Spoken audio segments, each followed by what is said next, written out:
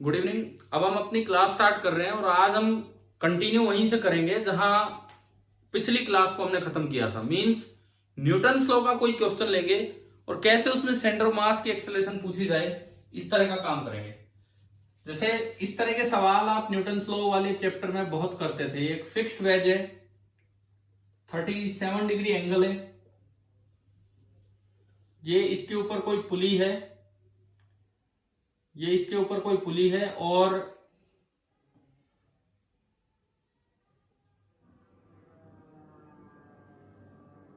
ये दो ब्लॉक्स हैं। इनके मासेज अलग अलग कुछ भी हो सकते हैं। अगर 37 डिग्री है, ये 5m और ये 4m, ये इनके मासेज है। सरफेस फ्रिक्शन कहीं नहीं है, स्मूथ है। ये ग्राउंड पे रखा है, ये तो फिक्स है, लेकिन ये वाली सरफेस आपकी स्मूथ है। अब आपको एक एक्सिस सिस्टम दे रखा है कि भाई आपको ये एक्सिस एक्स एक्सिस मानना है और ये एक्सिस वाई एक्सिस मानना है। तो right the acceleration of centre of mass of the two block system. ये जो दो ब्लॉक का सिस्टम है, इसकी एक्सेलरेशन, आपकी सेंटर ऑफ मास की एक्सेलरेशन लिखनी है इसकी। तो न्यूटन्स लॉ में ये वाले किए हैं ना, इस तरह के आसान क्वेश्चंस होते हैं ये। देखो, एक्सेलरेशन लिखना बड़ा आसान है।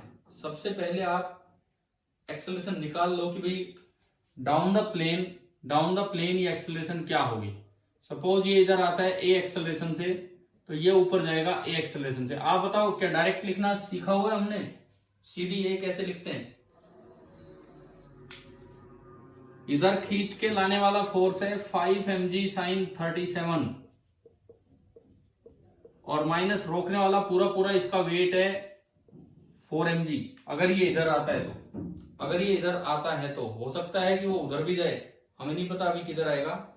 मे भी एक बार पहले पता कर लो 5 mg sin 37 कितना है। sin 37 कितना होता है? sin 37 कितना होता है? 3/5। तो ये तो छोटा है, वो बड़ा है। असल में ये यूं होगा कि ये एक्सेलरेशन इस ब्लॉक की तो इधर बनेगी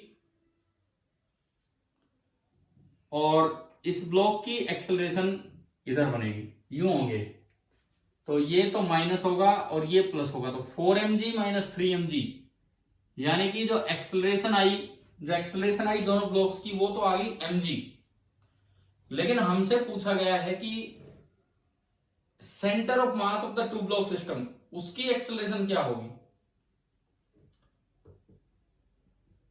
ये तो एक्सेलरेशन यार, नीचे मास भी लेना होता है, सॉरी, ये तो फोर्स लिया है डिवाइडेड बाई टोटल मास कितना है दोनों का मिला के। ये तो फोर्स हो गया, डिवाइडेड बाई दोनों का मास कितना है नीचे, 9m, तो mg/9m। तो आप ये बताओ कि आपको एक्सेलरेशन समझ में आई, कितनी आ गई है ना। ये न्यूटन्स लॉ का एक सिंपल क्वेश्चन था, लेकिन अब इसको कन्वर्ट कर दिया सेंटर ऑफ मास में। तो उसके लिए मुझे A1 A2 लिखना आना चाहिए। मान लो ये पहला ब्लॉक है, ये उधर जा रहा है कहीं, तो ये उधर जा रहा है, कितने एंगल पे जा रहा है? 37 डिग्री एंगल पे जा रहा है। और कितनी एक्सेलरेशन से जा रहा है? g/9 से। तो m1 तो हो गया 5m। A1 देखो, ये i कैप j कैप में लिखना होगा, तो A1 आपका बनेगा g/9 into cos of 37 degree i cap plus g/9 into sine of 37 degree j cap. बताएं क्या A1 लिखना आ गया कि नहीं? कैसे लिखा हमने, है ना। cos 37 होता है 4/5, तो जब आप 4/5 रखेंगे तो 4g/45 i कैप एंड ये होगा 3/5 प्लस 3g/45 j कैप। ये आपका A1 है। अब मैं बात करूं M2 और A2 की। M2 that is 4m। A2 बताओ आप, वेक्टर फॉर्म में A2 कितना होगा? वेक्टर फॉर्म में A2 कितना होगा? इस डायग्राम को देख के बोलिए।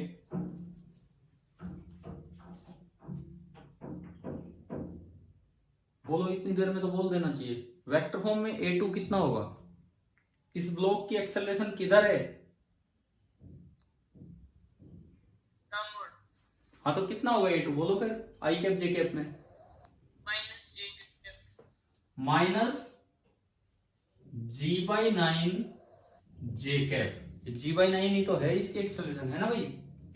आगे क्या बात समझ में यहां तक, ठीक है। उसके बाद मैं फॉर्मूला लगाऊं एक्सेलरेशन ऑफ सेंटर ऑफ मास का, तो m1 5m इंटू A1 वो रहा 4G/45 degree I cap plus 3 से वो कटा G/15 J cap plus m2 is 4m into minus G/9 J cap, m1 A1 plus m2 A2 divided by m1 plus m2 यानी कि 9m। m common आके cancel हो गया, m जो है वो कॉमन आके कैंसिल हो गया। अब मान लो क्वेश्चन में तो एक्सेलरेशन का मैग्नीट्यूड पूछा हो मुझसे, तो सबसे पहले तो मैं एक्सेलरेशन वेक्टर फॉर्म में देखूं तो देखो G/9 यहां से क्या कॉमन आ रहा है 5 अंदर जाके मल्टीप्लाई होगा तो ये बना 4G/9 आई कैप प्लस G/3 जे कैप माइनस 4G/9 जे कैप और डिवाइडेड बाई बाहर है 1/9। दिख रहा है ना ये कैसे कैलकुलेट कर रहे हैं हम। पूरे में से मैंने 9 और बाहर ले लिया तो 1/81, जी भी बाहर ले लिया, ऊपर बचा 4 आई कैप, इसमें 3 से मल्टीप्लाई किया तो प्लस 3 जे कैप क्योंकि नीचे 9 नहीं था, और minus 4 J cap. 3 J cap minus 4 J cap minus J cap हो गया। मतलब मेरे पास acceleration of centre of mass आ गया वेक्टर फॉर्म में G/81 into 4 I cap minus J cap metre पर सेकेंड स्क्वायर। ये आपका एक्सेलरेशन आया वेक्टर फॉर्म में। अगर क्वेश्चन में इसका मैग्नीट्यूड पूछा जाए, इस एक्सेलरेशन का मैग्नीट्यूड अगर हमसे पूछा जाए तो mod of ACM is coming out to be G/81 तो बाहर है, √4 स्क्वायर प्लस -1 का स्क्वायर। कितना मल्टीप्लाई होगा, क्या फैक्टर मल्टीप्लाई हो रहे हैं √17। अब आप बताओ कि सेंटर ऑफ मास में क्वेश्चन कैसे कन्वर्ट हुआ, क्या समझ आया कि नहीं आया बताओ। Yes sir. ठीक है, तो मतलब इस तरीके से न्यूटन्स लॉ का ब्लॉक वाला कोई भी सवाल सेंटर ऑफ मास में कन्वर्ट हो सकता है और उसकी एक्सेलरेशन पूछी जा सकती है। ठीक है, अब देखो हम मोशन ऑफ सेंटर ऑफ मास पे चल रहे हैं, तो हमें ये पता होना चाहिए कि जैसे आपको टेबल पे कोई प्लेट रखते हो, लंबी सी प्लेट है मान लो, क्या प्लेट को मैं थोड़ा ही बाहर निकाल दूं तो वो प्लेट गिर जाएगी टेबल से? नहीं। तो क्या ऐसा हो सकता है कि प्लेट इतनी बाहर निकाल दी जाए कि वो ऑसिलेट करने लग जाए, ना इधर की रहे ना उधर की, गिरे भी ना और ऑसिलेट भी करने लग जाए?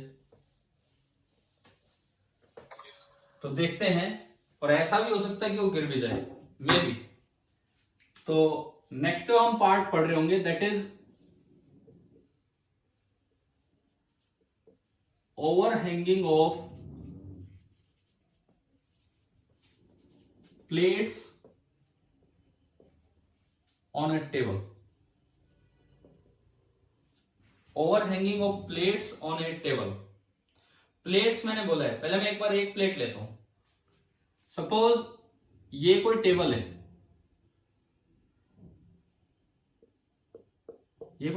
ग्राउंड पे रखी हुई है, और इसके ऊपर कोई प्लेट है, यूनिफॉर्म है नॉन यूनिफॉर्म है उससे मुझे मतलब नहीं है। ये कोई प्लेट है, ये इसके ऊपर रखी है, रोड है मान लो इस तरह की, ये इसके ऊपर आपने रख दी। मैंने माना कि रोड की लेंथ L है।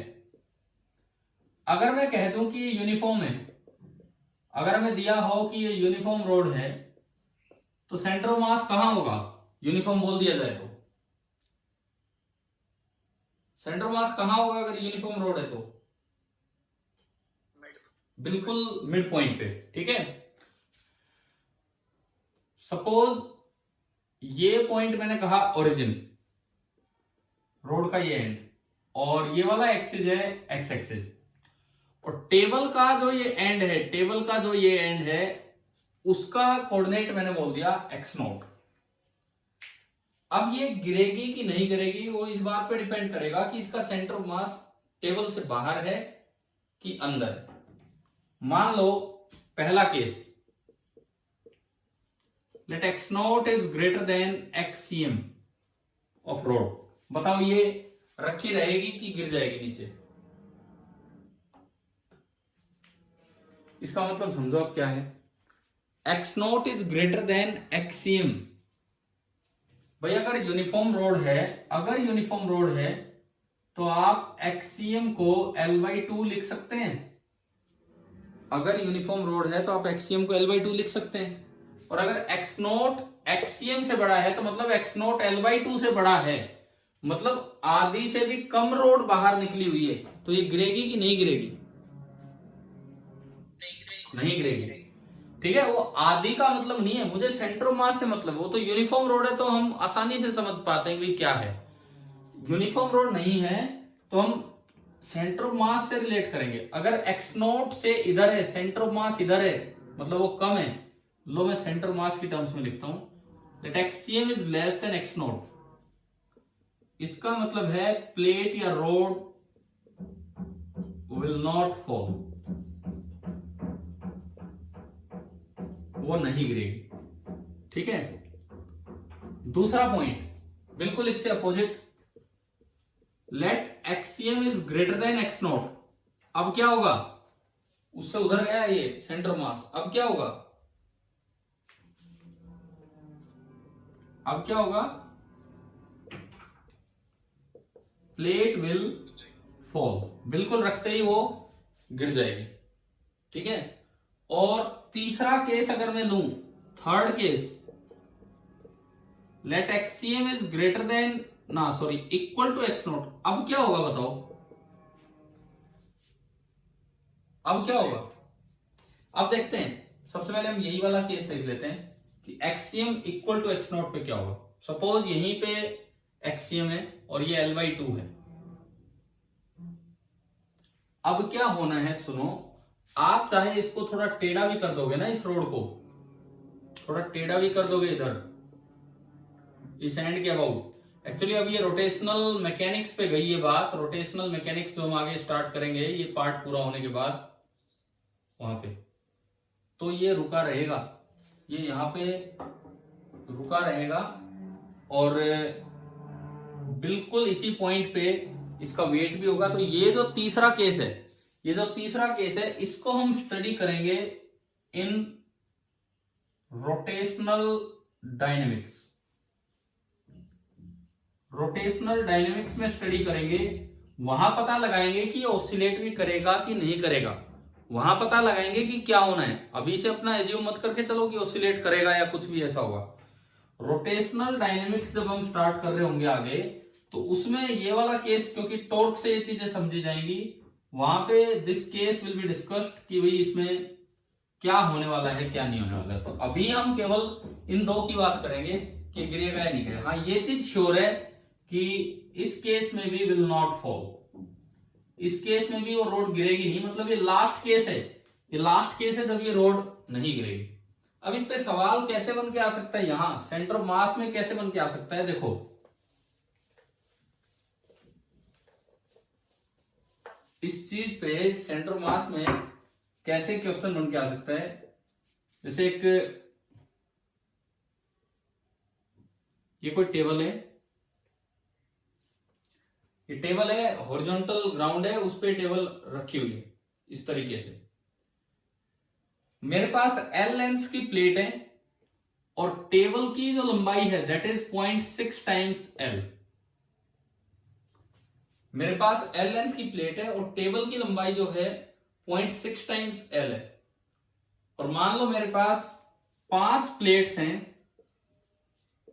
5 plates of length L each. 5 plate हैं और पांचों की लंबाई L है। और जो पहली प्लेट है वो यहां से 0.1 L आगे कर रखी है, 0.6 L ये पूरा है, तो मैंने यहां से 0.1L आगे करके पहली प्लेट स्टार्ट की है, यानी कि जो आपकी फर्स्ट प्लेट होगी, फर्स्ट प्लेट वो मुझे यहां से बनानी है और उसकी लेंथ है L। This is the first plate.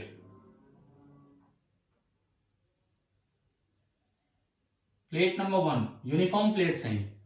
Similarly जो दूसरी प्लेट है वो इससे भी 0.1L आगे है, जो सेकंड प्लेट है वो इससे भी 0.1L आगे। देखो क्वेश्चन कैसा भी आप बना सकते हो, इस पे 5 प्लेट दे दे 10 दे दे, आपको एक आइडिया लगना आना चाहिए।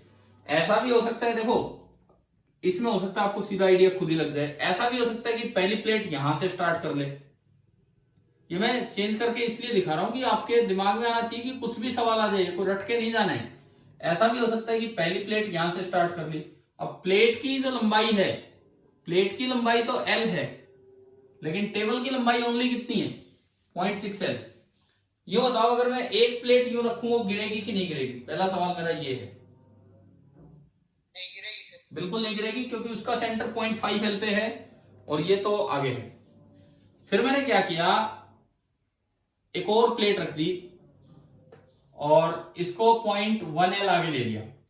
यहां से ये जो दूरी है ये 0.1L आगे है। ऐसे ही नेक्स्ट प्लेट रख दी, 5 प्लेट रखनी मुझे, 5 0.1L आगे, ये आपकी थर्ड प्लेट होगी। ऐसे ही फोर्थ प्लेट होगी,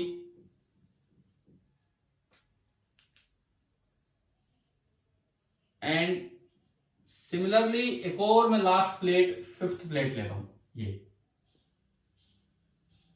ये 5वीं प्लेट। अब मुझसे पूछा गया है क्या ये सिस्टम रुका रहेगा कि नहीं, ये सवाल आ गया। सपोज 1 2 3 4 एंड 5, ये 5 प्लेट्स का सिस्टम है। एक प्लेट अगर मैं रखता तो आपने बता दिया था आराम से कि रेस्ट पर रहेगी, नहीं गिरेगी। तो अगर यूं 5 प्लेट रखी जाए तो ये सिस्टम रुका रहेगा कि चल पड़ेगा, ये आपको बताना है। करना क्या होगा इस सवाल में,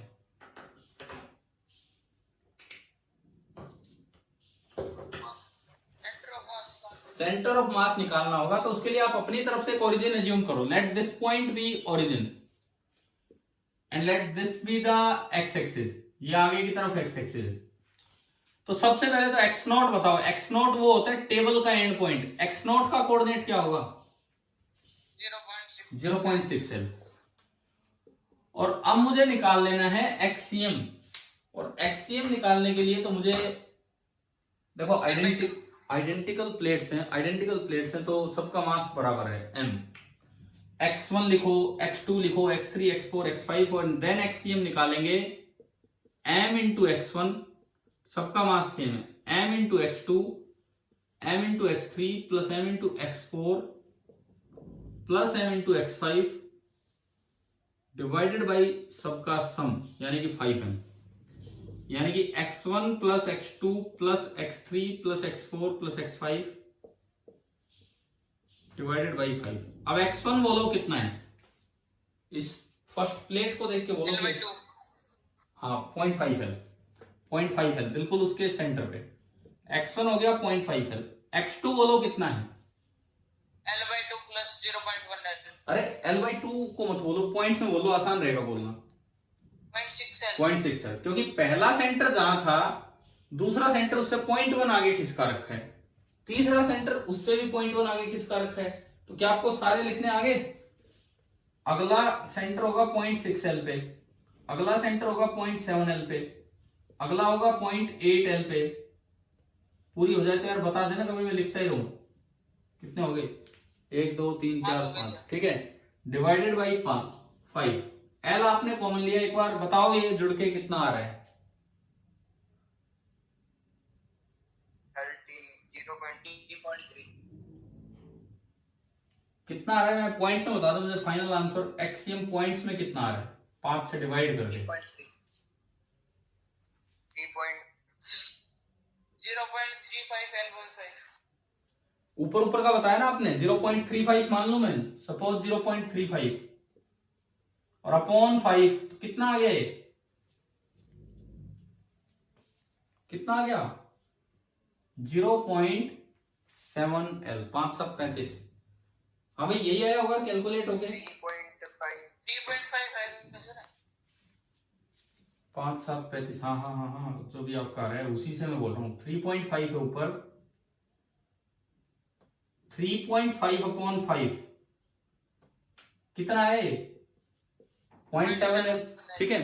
अब उसको x नोट से कंपेयर करो कि बताओ ये सिस्टम गिरेगा कि स्टेबल है, रेस्ट पे रहेगा। इससे देखो, इससे सेंटर मास बाहर गया कि अंदर? सेंटर मास इससे बाहर गया है ना। हाँ जी बिल्कुल। तो axiom is greater then x note, इसका मतलब द सिस्टम विल फॉल। समझ में आया ये वाले क्वेश्चंस कैसे करने हैं? ठीक है। अब मैं आपसे ये सवाल पूछूं कि ये जो रिलेटिव डिस्प्लेसमेंट है, हर एक का रिलेटिव डिस्प्लेसमेंट, मैं इसको डी बोलता हूं। ये जो रिलेटिव डिस्प्लेसमेंट है मैं इसको डी बोलता हूं। डी अगर ज्यादा कर दिया तो ये गिरेगा, 0.1L कर दिया तो ये गिरा है। डी की ज्यादा से ज्यादा वैल्यू क्या ले सकते हैं कि ये सिस्टम ना गिरे? What can be the maximum value of this relative displacement between the neighbouring plates so that the system does not fall? Question में बोल रहा हूं, शायद आपको लिखना हो, लिख लो आप। What can be this maximum relative displacement of the neighbouring plates so that the system does not fall? अब इसका आंसर क्या होगा, मतलब कैसे करें?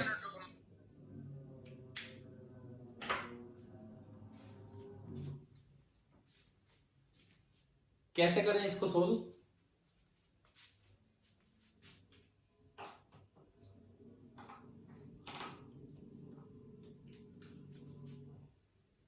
क्वेश्चन लिखूंगी, समझ आ गया क्या बोला है मैंने? आ गया सर। ठीक है, तो आप एक बार ट्राई कीजिए कैसे करें। What can be the maximum value of 0.5L/4। भाई हो सकता है, पता नहीं, अभी आंसर इसका निकालना पड़ेगा, है नहीं, देखते हैं। 0.5/4 इंटू एल। और बच्चे देखो एक बार, क्या यही आ रहा है कि 0.5/4? एक स्टूडेंट का आंसर आया है कि डी मैक्स होना चाहिए 0.5/4 इंटू एल। चेक कीजिए कि क्या ये सही है कि नहीं। What can be the maximum value of relative displacement between neighbouring plates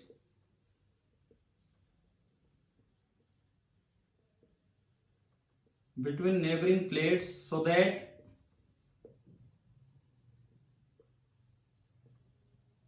the system does not fall?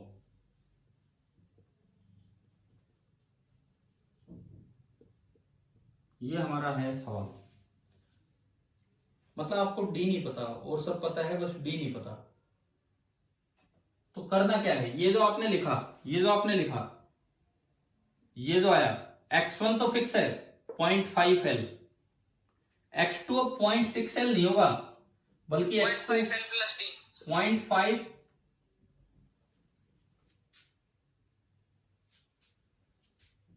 0.5L तो ये है और प्लस डी, हाँ सही कह रहे हो आप, 0.5L प्लस डी। ठीक है, ऐसे अगले में कितना होगा? 0.5L plus 2D। नेक्स्ट में हो जाएगा 0.5L प्लस 2D। भाई समझ में आ रहा है सभी को कैसे लिख रहे हैं हम? नेक्स्ट होगा 0.5L प्लस 3D। नेक्स्ट होगा 0.5L प्लस 4D। चाहे इसमें दिख ना रहा हूं, मैं जो बोल रहा हूं वो सुन रहा होगा आपको। ये एक्सियम आया 0.5, 1, 2, 3, 4 और 5, तो 2.5L, D, 2D, 3D, 3D 6D plus 4D 10D divided by 5। 5 से अलग अलग मैंने डिवाइड भी कर लिया, तो 0.5L 5 5 25 प्लस 0.05L आएगा। ओ चेंज हो गया, कुछ गड़बड़ थी क्या इसमें? Yes 0.05L। चलो अब देखते हैं, सुनो। एक्सियम आपने निकाला, गिरने ना गिरने की लिमिटिंग कंडीशन क्या होती है? एक्सियम को कहां ले जाओ कि उससे आगे गया? X note. एक्सियम को आप ले जाओ एक्स नोट पे, ठीक है। आप चाहते हो कि ये ना गिरे, टू नॉट फॉल, कि भाई आप गिरवाना नहीं चाह रहे, तो उसके लिए x min should be greater than, less than और इक्वल टू एक्स नॉट। अब एक्सियम है 0.5L plus 2D, this should be less than और equal to 0.6L। It means 2D should be less than और इक्वल टू 0.1L और D should be less than और equal to 0.1/2, 0.05L। अब D या तो इतना हो या इससे कम हो, इनइक्वालिटी की तरह आ गया, तो मैक्सिमम मिनिमम का भी पता लग रहा है। ये मैक्सिमम वैल्यू आई कि मिनिमम आई ना गिरने के लिए? D या तो इतना हो या इससे कम हो, तो ये कौन सी वैल्यू बन रही है? मैक्सिमम। तो मुझे यही चाहिए था और ये D मैक्सिमम आ गया। ये पहले जो बोला ये आंसर गलत था। तो ये बताओ, ओवर हैंगिंग प्लेट्स वाले इस तरह के सवाल हो जाएंगे, ठीक है ना? अब ये क्यों गिरा और क्यों रुका, ये सब एक्चुअली रोटेशन में चला जाएगा, जहां टॉर्क की हम बात करेंगे वहां पे, और वो एक्सट्रीम जो बीच वाला केस है वो भी वहीं पे जाके होगा, ठीक है? तो अब मैं थोड़ा आगे बढ़ाता हूं इस काम को। ये जो प्रिंसिपल ऑफ मोमेंटम कंजर्वेशन है, एक्चुअली उसको कैसे इंक्लूड करें क्वेश्चंस के अंदर? सेंटर ऑफ मास वाले सवालों में अब हम ये देख रहे होंगे, जो हमारा अगला टॉपिक बनेगा,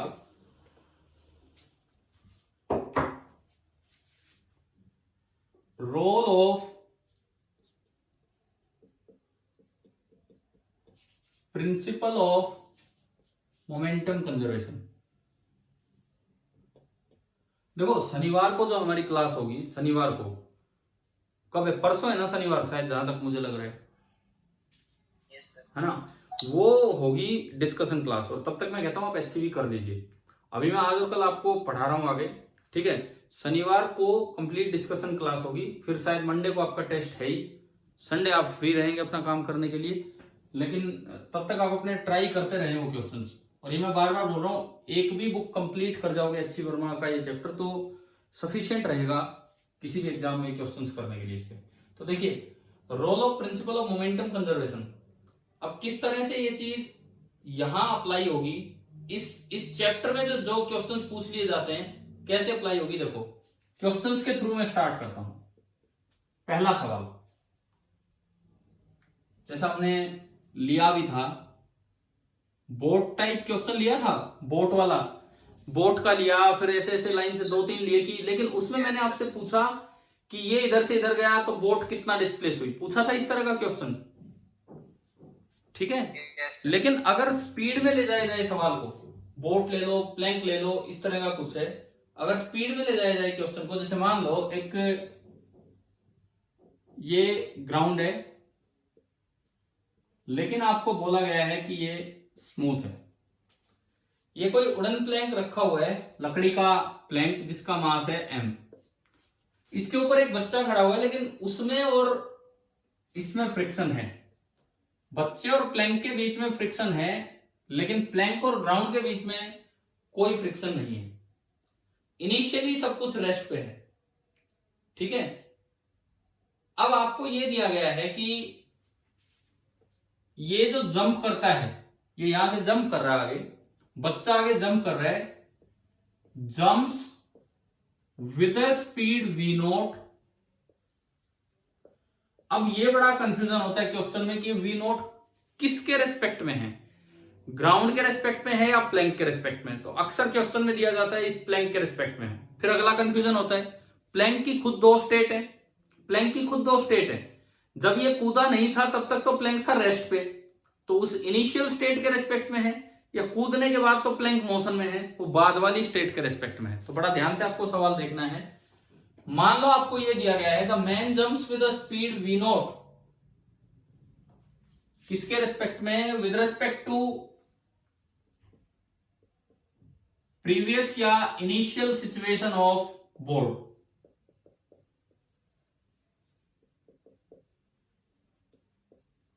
प्रीवियस या इनिशियल सिचुएशन ऑफ बोर्ड के रेस्पेक्ट में, और इनिशियली ये सारा का सारा आपको किस पे दिया गया है? रेस्ट पे, सिस्टम ही रेस्ट पे है। इसका मास मान लीजिए स्मॉल m, इसका मास है स्मॉल m, ठीक है? तो क्या क्या पूछा जाएगा, आप अंदाजा लगाओ इसमें पूछा क्या जाएगा आपसे। What is the recoiling speed. यार ये आसान क्वेश्चंस हैं जो हमारे लिए कुछ मुश्किल नहीं है। इन सवालों में कोई सेंटर मास का खास लेना देना नहीं, अपने मोमेंटम कंजर्वेशन लगाना है, उस तरह के सवाल। What is the recoiling speed of board. जब ये आदमी जंप कर गया, कल जो हमने लिए थे क्वेश्चंस पिछले लेक्चर में वो थे डिस्प्लेसमेंट से रिलेटेड, पोजीशन से रिलेटेड। अभी हम ले रहे हैं वेलोसिटी से रिलेटेड। कैसे करें इसको बताओ। सबसे पहले आप मैन प्लस बोर्ड को देखो। मैन प्लस बोर्ड को, क्या हॉरिजॉन्टल डायरेक्शन में मैन प्लस बोर्ड पे कोई एक्सटर्नल फोर्स लग रहा है?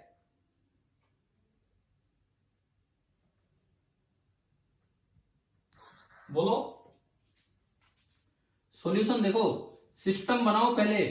सिस्टम आपने माना मैन प्लस बोर्ड या बॉय प्लस बोर्ड, ये आपने सिस्टम माना। इस सिस्टम पे इसके बीच में तो फ्रिक्शन है, लेकिन अगर मैं इस पूरे सिस्टम को देखूं तो क्या बाहर से कोई हॉरिजॉन्टल फोर्स अवेलेबल है क्या या नहीं है?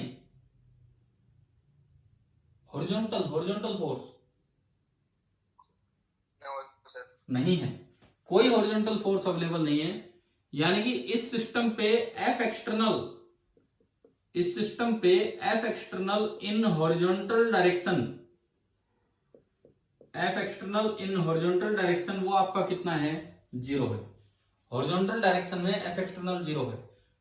तो आप छोड़ो सेंटर ऑफ मास को, उससे भी कर सकते हैं। मैं कहता हूं मोमेंटम कंजर्वेशन आपको आता है, वो आप अप्लाई करो। Initial momentum of the system कितना है? 0। P system initial that is 0। अभी हम इसी में थोड़ा बदलाव कर देंगे इस सवाल में, लेकिन आप पहले ये देखो। पी सिस्टम इनिशियल है 0, तो पी सिस्टम फाइनल लिखना है, मुझे लिखना है पी सिस्टम फाइनल। तो उसके लिए मुझे दो वेलोसिटीज को कंसीडर करना पड़ेगा। भाई बोर्ड की वेलोसिटी आप वी नॉट मान लो, V naught. Let recoiling speed of board be V not.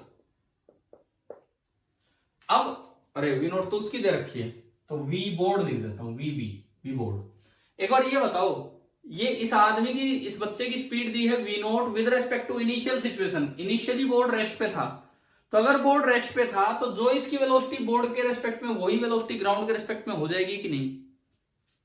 Yes sir. है ना?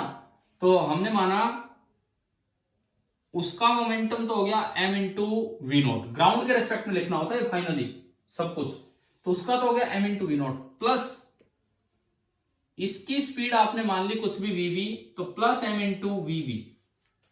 क्योंकि सिस्टम पे कोई एक्सटर्नल हॉरिजॉन्टल फोर्स नहीं है, मतलब P initial is equal to P final. Horizontal direction में P इनिशियल सिस्टम का 0 है, किसी एक पे नहीं लगाना है, पूरे सिस्टम पे लगाना है। और P फाइनल होगा m V naught plus capital M into V B. यहां से वीबी कितना आया देखो, वीबी आ रहा है minus m V naught by m। अरे सेम ऐसे सवाल न्यूटन लॉ में करवाए थे, रिकॉइलिंग ऑफ गन वाले करवाए थे, रिकॉइलिंग ऑफ गन, इस तरह की चीजें। ठीक है, माइनस साइन आने का क्या मतलब है? माइनस साइन आने का अपोजिट। ये एक तरह से रिवीजन लेक्चर है ये वाला हमारे लिए, जो हम न्यूटन लॉ में कर चुके हैं। अपोजिट का मतलब है कि जो रिकॉइलिंग स्पीड ऑफ बोर्ड होगी that will be m by capital M into V naught in opposite direction. एक बार ये बताओ, क्या ये सवाल समझ में आ गया? अगर आ गया तो फिर मैं इसी में एक चेंज करके आपसे पूछूंगा, आप उसका जवाब देंगे। आ गया सर।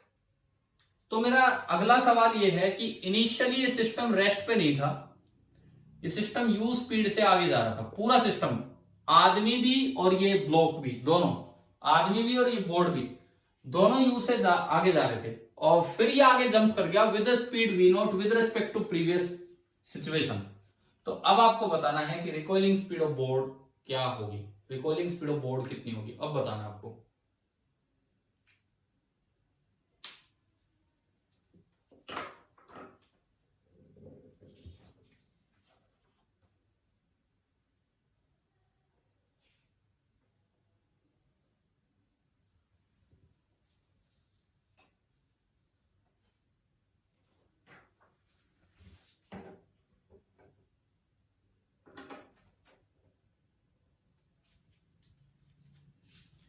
हमारे लिए ये चैप्टर इसीलिए बड़ा नहीं है क्योंकि इसके लगभग ये टॉपिक्स हम कवर कर चुके हैं न्यूटन लॉ में, लगभग चीजें, इसलिए हमारे लिए चैप्टर छोटा ही है। मीन सेंटर ऑफ मास तक का रोटेशन तो अभी चलेगा आगे पूरा, जो मंडे से स्टार्ट कर रहे होंगे, मंडे ट्यूसडे से।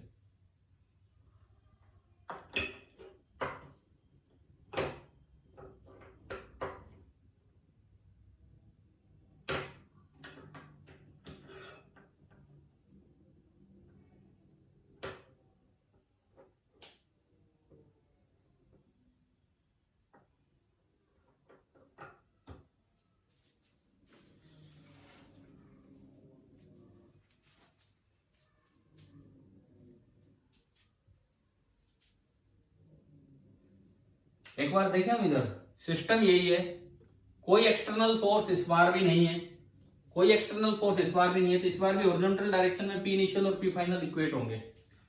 ये बोलो अब पी सिस्टम इनिशियल जीरो की non zero? Non zero. Non zero कितना? Capital M plus small M into U. इस बार जो स्पीड होगी ना वो रिकॉइलिंग स्पीड ना बोल के इसे बोला जाएगा what is the speed of the board after the jump. जब ये बच्चा जंप कर गया है तो उसके बाद, क्योंकि हमें नहीं पता वो पीछे आएगा कि नहीं, वो हम ऐसे नहीं बोल सकते। पिछली बार तो नेगेटिव आंसर आया था तो हमने कहा कि वो पीछे आया, अभी क्या बताओ आगे चलता रहे क्या होगा क्या नहीं, देखते हैं। पी सिस्टम फाइनल लिखो, पी सिस्टम फाइनल क्या बोला है, बच्चा वी नोट स्पीड से कूदा है, लेकिन वी नोट उसकी स्पीड किसके रेस्पेक्ट में है? वी नोट उसकी स्पीड बोर्ड के रेस्पेक्ट में है, जब बोर्ड आगे जा रहा था यू स्पीड से। तो एक तो बोर्ड आगे जा रहा है यू स्पीड से और उसके भी रेस्पेक्ट में वो वी नोट से आगे कूदा है, तो बताओ ग्राउंड के रेस्पेक्ट में कितनी स्पीड से कूदा वो आगे? You plus two. क्या ये एक बार में आ गया क्या समझ में कि नहीं? कैसे देखो, अगर वो नहीं कूदता तो बोर्ड के चलने की वजह से यू से आगे जा ही रहा था, अगर वो नहीं कूदता तो बोर्ड के चलने की वजह से यू तो आगे जा ही रहा था। एक बस आगे चल रही है 10 मीटर पर सेकंड से और उसके अंदर मैं भी उसी डायरेक्शन में 1 मीटर पर सेकंड से चलने लग जाऊं, तो ग्राउंड के रेस्पेक्ट में मेरी स्पीड कितनी हो जाएगी? 11। तो वही हो रहा है यहाँ पे, दोनों सेम डायरेक्शन में है। देखो वेलोसिटी, मैं एक रिलेटिव मोशन का एक फॉर्मूला लिख रहा हूं वेक्टर फॉर्म में, velocity of man with respect to board this is equal to V man minus V board, है ना भाई? ये तो पढ़ा है हम सभी ने, रिलेटिव में वी ए बी बराबर V A minus V B, ठीक है? तो यहां से अगर मैं वी मैन निकालू मतलब विद रिस्पेक्ट टू ग्राउंड, तो ये बनेगा वी बी उधर जाएगा तो V B plus V M B, V B और वी एम बी का वेक्टर सम। अब वी बोर्ड आगे है U, V board initial state आगे थी यू, और ये भी आगे ही कूदा है वी नोट से, तो वी नोट भी आगे यू भी आगे, तो जो दोनों का वेक्टर सम होगा वो हो जाएगा वी नोट प्लस यू। मैंने 2-3 तरीके से बता दिया। तो जब फाइनल मोमेंटम लिखेंगे तो एम के साथ वी नोट नहीं आएगा, बल्कि एम के साथ क्या आएगा यहाँ पे? V naught plus U, plus उसकी स्पीड मुझे नहीं पता, बोर्ड की स्पीड क्या है वो मैंने वी बोर्ड वी बी ही मान लिया आफ्टर द जंप, और आगे मान लिया जब तक कुछ ना हो, तो plus capital M into V B. आप बताओ क्या ये इक्वेशन समझ में आई कैसे लिखी है? Yes sir. ठीक है, अब आपने इन दोनों को इक्वेट किया। मैं फिर कहता हूं सेंटर ऑफ मास नहीं, न्यूटन्स लॉ के क्वेश्चन है, बट दिए यहां होते हैं क्योंकि अक्सर ऐसे चीजें सेंटर ऑफ मास से भी सॉल्व हो जाती हैं, सेंटर ऑफ मास के उस तरीके से कि जैसा था वैसा ही रहेगा उस तरीके से, लेकिन हम करेंगे मोमेंटम से। तो ये देखो आपने इक्वेट किया, मैं अलग अलग मल्टीप्लाई कर ही लूं, M U plus small M U is equal to P final small M into V naught plus small M U plus capital M into V B. M U से एम यू कैंसिल हो गया तो वहां से we B आ रहा है capital M into U minus small M into V naught divided by capital M. यह है, और आप खुद वेरीफाई कर लो, अगर u 0 होता तो क्या पिछले सवाल का आंसर आ रहा है कि नहीं? आपने तो लिख रखा होगा कॉपी में, मैं तो मिटा देता हूं। अगर u 0 होता मतलब ये बोर्ड ना चल रहा होता पहले, तो क्या पिछली बार वाला आंसर आ गया minus M V naught upon M. अपनी कॉपी में आप देख सकते हो अगर लिख रहे हो तो, क्या यही आंसर आया था पिछले में, minus M V naught upon M?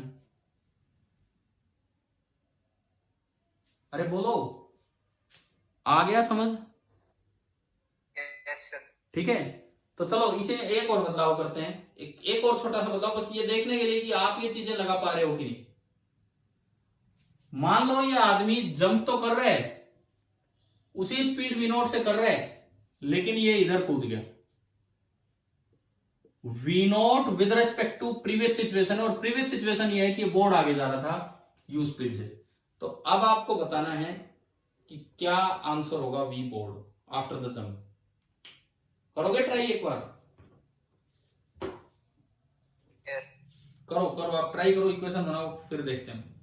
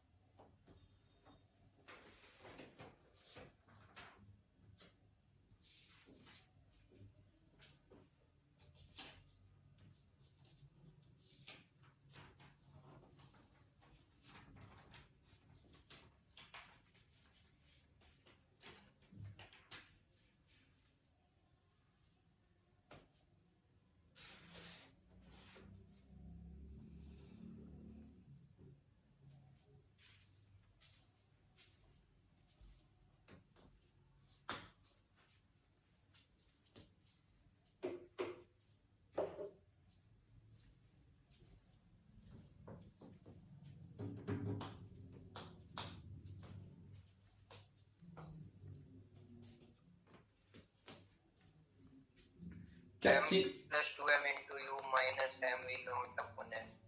दोबारा बोलो एक बार, क्या बोला है?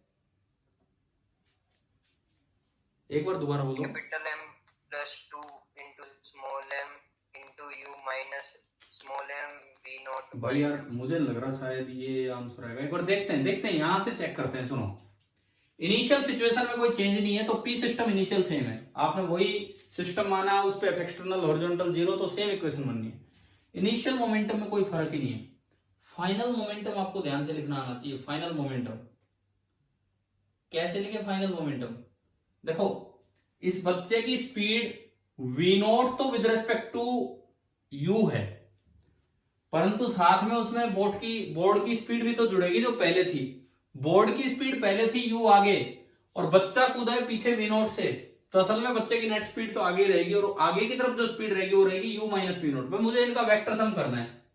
वी बोर्ड तो यू आगे है, प्लस जो वी नॉट वेक्टर है वो पीछे की तरफ है, वी नॉट वेक्टर पीछे की तरफ। तो जब दो वेक्टर अपोजिट डायरेक्शन में होते हैं तो एक में से दूसरा घटा दो, और आगे वाली डायरेक्शन को मैंने पॉजिटिव माना, तो उसका मैग्नीट्यूड आया यू माइनस वी नॉट। बताओ क्या ये समझ में आ गया? जैसे एक बस आगे जा रही है मान लो 10 मीटर पर सेकंड से, 10 मीटर पर सेकंड से, और आप उसके रेस्पेक्ट में पीछे चलते हो 1 मीटर पर सेकंड से, तो आप ग्राउंड के रेस्पेक्ट में तो आगे ही जा रहे हो। कितनी स्पीड से? एक बस आगे जा रही है 10 मीटर पर सेकंड से, आप 1 मीटर पर सेकंड से पीछे चलते हो, तो आप ग्राउंड के रेस्पेक्ट में तो आगे ही जा रहे हो। कितनी स्पीड से? 9। तो वही हो रहा है कि बच्चा पीछे कूद गया वी नॉट से, लेकिन पहले प्लैंक आगे जा रहा था और उसके रेस्पेक्ट में कूदा, तो इसकी नेट स्पीड तो भी आगे रहेगी। कितनी रहेगी? यू माइनस वी नॉट, अगर यू बड़ा है तो पी फाइनल जब आप लिखेंगे तो m into small M into आगे वाली डायरेक्शन को पॉजिटिव माना, तो ये लिखा जाएगा u minus V naught. Momentum conservation की एक अच्छी एप्लीकेशन है, ध्यान से सीखें। Plus capital M into VB, उसका मुझे अंदाजा ही नहीं कि भाई वीबी किधर आना है किधर नहीं आना है, तो वो तो मैं पॉजिटिव आगे की तरफ मान के चलता हूं। अगर नेगेटिव आंसर आए तो वो पीछे हो जाएगा। लगा दो जी मोमेंटम कंजर्वेशन। तो आपने इक्वेशन लगाई, M U plus M U बराबर, एक तो एम यू प्लस का रहेगा, एक ये माइनस का हो जाएगा, माइनस एम वी नॉट और plus M V B. M U से एम यू कट गया और ये आएगा तो ये जुड़ेगा, तो बस ये बदलाव हुआ है। हाँ जी, क्या आप लोगों से हो गया था ये वाला सवाल?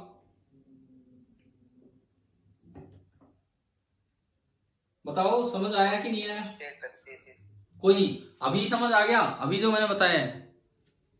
Yes sir. तो अब देखो, अब आपको बहुत अच्छे से मैं एक सवाल दे रहा हूं, वो करना है, मैं वेट करूंगा, स्टेप बाय स्टेप वेट करेंगे, एक स्टेप किया, डिस्कस किया, इस तरह से। HCV निकालो, HC वर्मा चैप्टर 9 एक्सरसाइज का क्वेश्चन नंबर 28, पेज नंबर 161 है मेरी बुक में, आपकी में भी यही होगा शायद।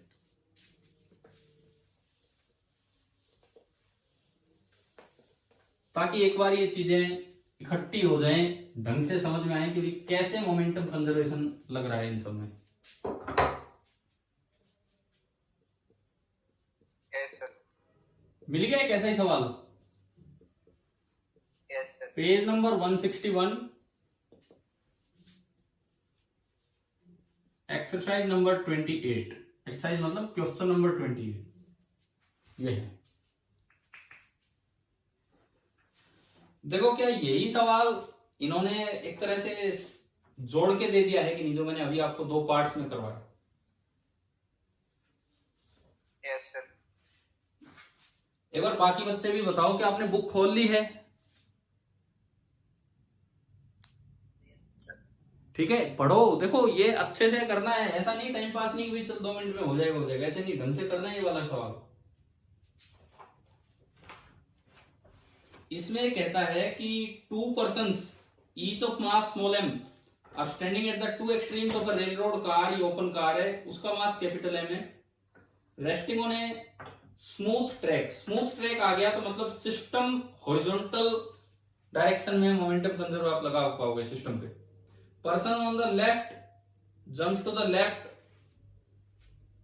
With a horizontal speed u with respect to the state of jump, ठीक है। जो बिफोर द जंप जो स्टेट थी, इसी तरह का सवाल है। उसके बाद दूसरा आदमी कूद गया, तो आपको फाइनल वेलोसिटी ऑफ कार बतानी है क्या होगी जब ये दोनों कूद चुके होंगे। मैं एक बार सवाल बोर्ड पे लिख देता हूं, अगर किसी के पास बुक ना हो या किसी ने ना खोली हो तो एटलीस्ट उसके लिए। ये दिया गया है, मैं इसे एक प्लैंक की तरह ही दिखा रहा हूं। ये रेल रोड कार है और ये स्मूथ रोड पे रखी है, तो हॉरिजॉन्टल डायरेक्शन में बाहर से कोई फोर्स लग नहीं सकता। एक बच्चा इस पे इधर है, स्मॉल m इसका मास है, और एक बच्चा इस पे इधर है, स्मॉल m इसका मास है। लेफ्ट कौन सा है, राइट कौन सा है, ये नहीं पता होगा तो आदि तो यूं कंफ्यूजन में हो जाएंगे। ये कौन सा है, ये राइट है कि लेफ्ट है? राइट, ये हमारी राइट साइड में है, और ये लेफ्ट। इनिशियली सिस्टम रेस्ट पे है, तो देखो इस सवाल में पिछले तीनों क्वेश्चंस कंबाइन हो रहे हैं। हमने एक बार रेस्ट पे भी एक छलांग लगवाई थी, फिर एक बार जब यू स्पीड आई उसके बाद भी छलांग लगवाई थी, तो इसमें एक साथ दोनों काम हो रहे हैं, पहले एक फिर दूसरा और फिर कंबाइन हो रहा है। क्वेश्चन ये कहता है कि सबसे पहले लेफ्ट वाला बच्चा यू स्पीड से कूदा है, तो सबसे पहले तो आप इनिशियल सिचुएशन देखो, क्या हॉरिजॉन्टल डायरेक्शन में कोई फोर्स लग रहा है इस पे, ट्रैक पे, ट्रैक से? No sir.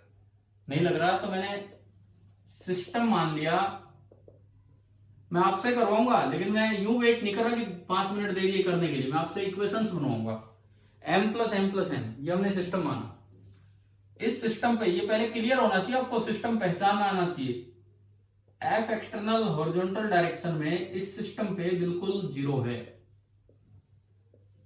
हॉरिजॉन्टल डायरेक्शन में इस सिस्टम पे कोई F एक्सटर्नल नहीं है, बिल्कुल नहीं है, 0 है, ठीक है। तो अब बात आती है कि अगर मैं सिस्टम पे मोमेंटम कंजर्वेशन लगाऊं, इसको मैं इनिशियल स्टेट बोल रहा हूं, सबसे पहली स्टेट जब कोई नहीं चल रहा है, जैसा कि सवाल में दिया गया है। तो P इनिशियल कितना हो गया सिस्टम का? 0।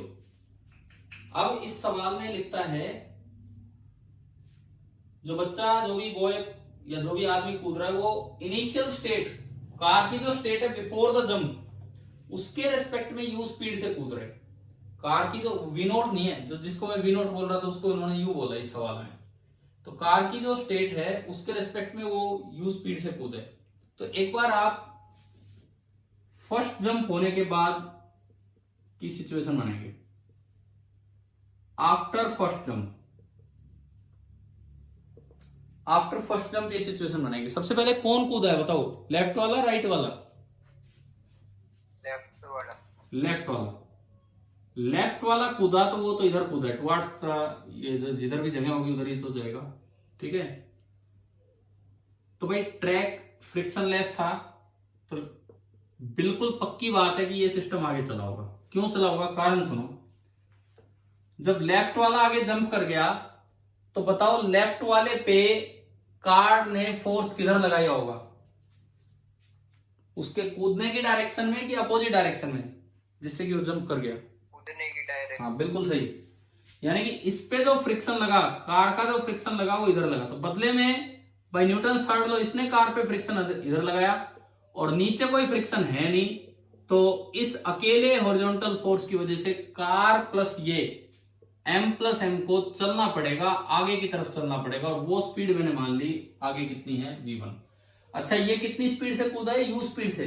u है with respect to before the jump state. अब बिफोर द जंप तो ये कार रेस्ट पे थी, तो यानी कि इसकी स्पीड तब u है जब कार रेस्ट पे थी, यानी कि ग्राउंड के रिस्पेक्ट में भी इसकी स्पीड u है, तो मुझे तो ग्राउंड के रिस्पेक्ट में लिखना होता है।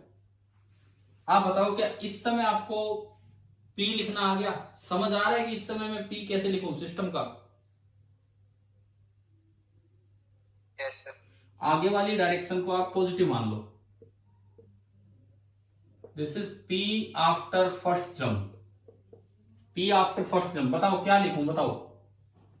ये मास इतना तो आगे जा रहा है और ये पीछे आ रहा है, क्या लिखूं मैं p आफ्टर फर्स्ट जंप? आप बोलो फिर मैं लिख दूंगा, फिर क्या capital M plus small m into v1 minus small m into. भाई एक एक बच्चे को ये बात समझ में आनी चाहिए कैसे लिखा हमने, क्या क्लियर है कि नहीं सभी को? Equation number 1, equation number 2, momentum conservation valid है तो उससे v1 आ गया। अगर आप इस जगह मोमेंटम कंजर्वेशन लगाएं तो उससे आपका v1 आ गया।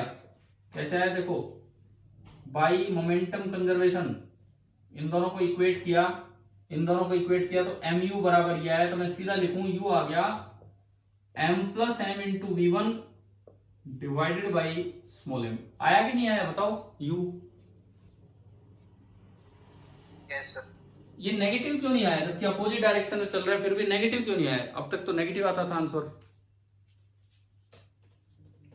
पॉजिटिव माननी है सर। हमने वो डायरेक्शन पहले अपोजिट कर दी, अगर मैं इसी की डायरेक्शन में मानता तो अपने आप नेगेटिव निकल के आता।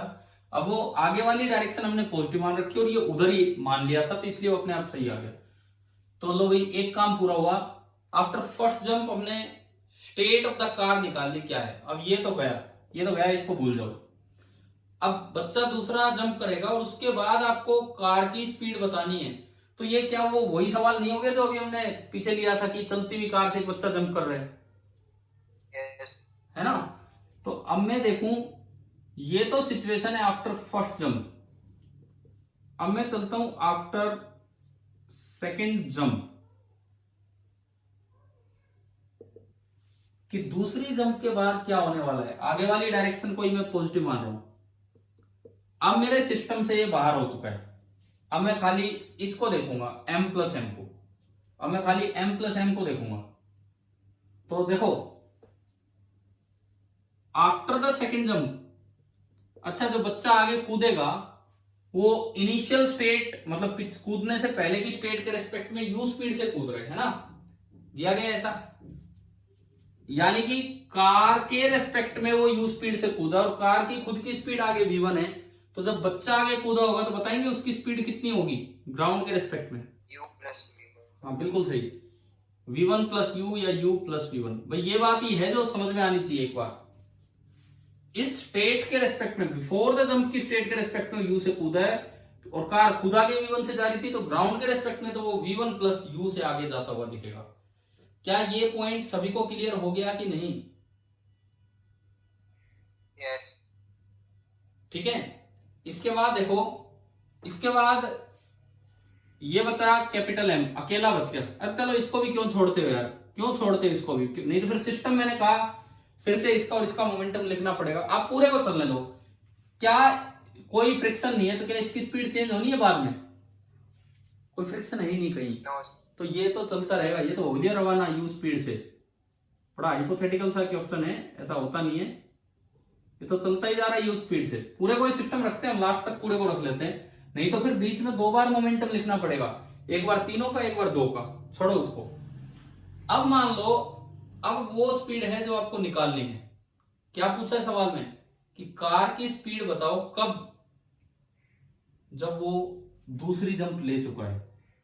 तो इस समय जो कार में स्पीड आई, मैं पिछली बार की तरह उसको वी बोर्ड बोल देता हूं, वी बोल रहे थे हम इसको, फाइनल जो स्पीड थी, है ना, तो वो मैंने बोली। अब आप आफ्टर द सेकंड जंप पूरे सिस्टम का पी सेकंड लिखो, पूरे तीनों को शामिल करना है, तीनों को, ये स्मॉल एम, ये स्मॉल एम और ये कैपिटल एम। क्या इक्वेशन बनेगी बताओ, फाइनल पी। पहले इसका बताओ, इसका कितना लिखूं, MU MU की minus MU, minus MU. Minus MU।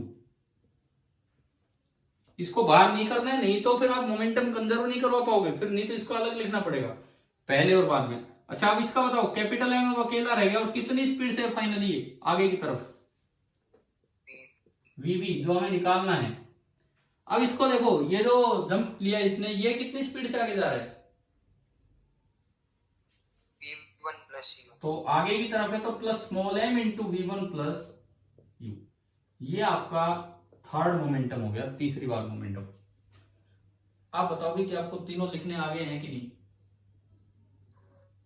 Yes. ठीक है। और इस सिस्टम पे क्योंकि फ्रिक्शन नहीं है इधर, तो बाहर से कोई हॉरिजॉन्टल डायरेक्शन में फोर्स नहीं लग रहा है, तो आप तीनों मोमेंटम्स को इक्वेट कर सकते हो, तीनों मोमेंटा को आप इक्वेट कर सकते हो। जब मैंने पहला और दूसरा इक्वेट किया, तो वहां से मुझे u मिल गया। पहले और दूसरे को इक्वेट करने से u थोड़ी लाना था, u तो दे रखा है ना सवाल में, u नहीं लाना था, u तो दे रखा है सवाल में, हमें क्या निकालना था वहां से, V1। तो अगर मैं यहां से V1 लिखूं, तो यहां से V1 आ रहा है MU upon M plus M। First और सेकंड इक्वेशन से V1 आ गया। अब अगली इक्वेशन कहां से बनाए, किन किन को इक्वेट करें ये बताओ,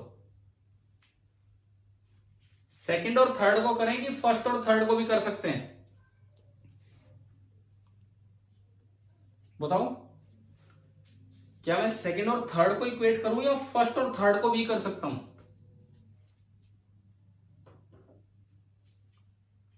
अरे बोलो। क्या हम सेकंड और थर्ड को इक्वेट करें या फर्स्ट और थर्ड को भी कर सकते हैं, फर्स्ट और थर्ड को कर. बिल्कुल कर सकते हैं, और फर्स्ट और थर्ड को ही करना चाहिए क्योंकि उसमें जीरो है, नहीं तो फालतू में इक्वेशन बढ़ेगी। तो यही तो फायदा है, आप छोड़ो मत सिस्टम के किसी भी पार्ट को, जो अलग हो गया उसको भी अपने सिस्टम में शामिल करके रखो।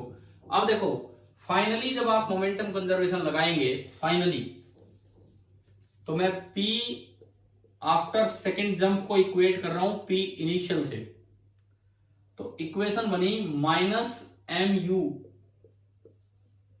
Plus capital M into VB plus small m into V1 plus U is equal to P initial. P initial कितना था आपका, 0। मुझे यहां से VB चाहिए, और V1 की वैल्यू है ही आपके पास। कुछ करवाओगे कैलकुलेट, क्योंकि आंसर तो मैच करे ना अपना, भी इतना सब किया है, समझ में तो आना चाहिए कि सही किया कि नहीं। देखो minus MU plus capital M into VB plus small m into V1 plus small m into U is equal to 0। तो मुझे लगता है ये दोनों कैंसिल ही हो गए, अगर हम गलत नहीं है तो, ठीक है। तो यहां से अगर मैं देखूं तो capital M into VB that is equal to minus M into V1 and VB is coming out to be minus M by capital M into V1, और V1 आपके पास वो जो गोला लगा हुआ है वहां है ही, V1 उस गोले में बैठ रहे, तो ये आपका क्या बना, VB it is coming out to be minus M by capital M into MU upon M plus M। तो वेलोसिटी ऑफ बोर्ड आ गई minus of M square U upon capital M into capital M plus small M. एक बार उसमें answer देखो किस form में है, ऐसा ही है कैसा है। क्वेश्चन नंबर कौन सा था ये? क्वेश्चन नंबर 28 यही है sir. M square U upon capital M into M plus M, और साथ में लिखा है टुवार्ड्स लेफ्ट। तो ये हमारा नेगेटिव आ गया और हमने आगे वाली डायरेक्शन पॉजिटिव मानी थी, तो ये किधर आया? यानी कि जो वीबी होगा M square U upon capital M into M plus M, और ये होगा किधर? ये होगा उधर ही, टुवार्ड्स लेफ्ट ही होगा। तो मुझे लगता है शायद इस एक सवाल ने आपको अच्छे से शायद ये कॉन्सेप्ट सिखा दिया है कि सिस्टम पे मोमेंटम कंजर्वेशन कैसे लगाया जाता है। समझ में आया? ठीक है, अब सुनो, ये इसके बाद लाइन से बहुत अच्छे सवाल है, मोमेंटम कंजर्वेशन से ही करना है। 26, 27, 28, मैं इसी को देख के बोल रहा हूं, 29, 30, 31। अरे लाइन से मोमेंटम कंजर्वेशन के क्वेश्चंस, आपको केवल मोमेंटम कंजर्वेशन करना है, वही सारे के सारे सवाल। और एक बड़ा अच्छा सवाल इस पे 38, मोमेंटम कंजर्वेशन पे 38, और इनमें फिर कोलिजन आ गया। तो इनसे एक और बात ध्यान आ रही है, आपके कोलिजन पिछले टेस्ट में नहीं आया, मैंने पढ़ा वर्क एनर्जी में रखा, वो भी अपना रिवाइज करें। देखो मुझे सेंटर ऑफ मास के साथ बहुत ज्यादा कुछ नहीं पढ़ाना था, कोलिजन मैंने पिछले में करवा दिया, वेरिएबल मास पहले करवा दिया, मोमेंटम कंजर्वेशन पहले करवा दिया, सब कुछ इस बार आ रहा है, सब कुछ।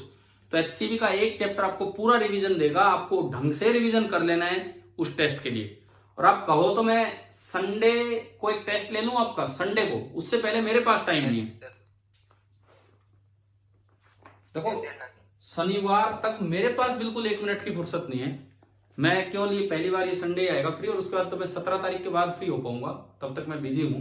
लेकिन संडे चलो बीच का एक दिन है, तो वो हम निकाल रहे हैं आपके लिए यहाँ पे। संडे को मॉर्निंग में, क्योंकि अगले दिन फिर आपका टेस्ट है, तो बहुत भी लेट में नहीं करूंगा। संडे मॉर्निंग में आप इस चैप्टर का एक 25 क्वेश्चंस का उसी पैटर्न का जो टेस्ट आपका होता है वो आप देंगे। ठीक है, कोलिजन भी होगा, वेरिएबल मास भी होगा, ये सारी चीजें उसमें होंगी, और साथ में सेंटर ऑफ मास भी होगा। ठीक है, शनिवार शाम को हम ले रहे होंगे डिस्कशन, और फिर संडे को आपका ये टेस्ट हो जाएगा। अब आपके ये कोलिजन वाले क्वेश्चन हैं इसमें लाइन से, ये जो सवाल दिए हुए हैं ये सब कोलिजन वाले हैं। तो आप इस चैप्टर को किसी भी तरीके से, लास्ट के 5-10 सवाल तो बहुत अच्छे हैं, आप कैसे भी करके भाई इसको शनिवार तक अपना पूरा कीजिए, क्योंकि शनिवार को एक डाउट क्लास में सारे डाउट्स नहीं हो पाएंगे। तो इसीलिए पहले से आपका पता हो कि भाई कौन कौन से डाउट्स हैं, किस बच्चे को किस में प्रॉब्लम है, तो वो ही हम डिस्कस कर पाएंगे, तभी ये सारा काम हो पाएगा। ठीक है, अब सुने, कोलिजन में क्वेश्चंस आ जाएंगे, ये आप कल आज अगर इसमें ट्राई करते हो तो कोलिजन पे भी सवाल आ जाएंगे। यहाँ पे इस तरह के फॉर्मूले याद रखना, मैं जस्ट फॉर रिवीजन बता रहा हूं। यहाँ पे सवाल मिलेंगे आपको, जैसे 35th क्वेश्चन है, इसमें लॉस इन एनर्जी दे रखा है, लॉस इन एनर्जी और ये सब। तो क्या हमने कभी कोलिजन में ऐसे फॉर्मूले पढ़े कि loss in kinetic energy half into reduced mass into U1 minus U2 का होल स्क्वायर? थोड़ा बहुत मुझे याद आ रहा है, हालांकि मुझे ऐसा नहीं कि बिल्कुल फॉर्मूले रटे पड़े हैं, लेकिन मुझे याद आ रहा है कि मैंने ऐसा कोलिजन के टाइम पढ़ाया था, कुछ ऐसा फॉर्मूला है ना, हाफ इंटू रिड्यूस्ड मास M1 M2 upon M1 plus M2 into U1 minus U2 का होल स्क्वायर, है ना। तो इस तरह के अपने रिजल्ट्स रिवाइज करो, आज कल परसों 2-3 दिन तो सारे हैं, इस तरह के अपने रिजल्ट्स रिवाइज कीजिए, तब जाके बात आगे बढ़ेगी। अब इस चैप्टर में जो एक और कॉन्सेप्ट मैं आपको पढ़ा रहा हूँ कल की क्लास में, आज नहीं कल की क्लास में, वो क्या होगा, हम सेंट्रोइडल फ्रेम ऑफ रेफरेंस पढ़ेंगे। सेंटर ऑफ मास को ही अगर मैं रेफरेंस फ्रेम मान लूं, तो उसके रेस्पेक्ट में चीजों को देखने से क्वेश्चन, कुछ मुश्किल सवाल कैसे हल किए जाते हैं। सेंटर देखो, 2 ब्लॉक मोशन में है, रस्सी छोड़ो, स्प्रिंग से बंधे हुए 2 ब्लॉक मोशन में है। जब दोनों ही मोशन में, तो हो सकता है सेंटर मास चल रहा हो। तो अगर मैं सेंटर मास के फ्रेम में सवाल को सोल्व करूं, तो वो कैसे किया जाता है, सेंटर मास को फ्रेम कैसे बनाया जाता है, तो ये हमारा काम होगा कल वाली क्लास में, हम ये काम करेंगे। और तब तक आप एचसीवी में, मैं फिर कहता हूं, जितने हो सकते हैं आपसे एक्सरसाइज पे फोकस कीजिए, ट्राई कीजिए, और फिर लास्ट में अपने ऑब्जेक्टिव आप ट्राई करेंगे। ठीक है भाई।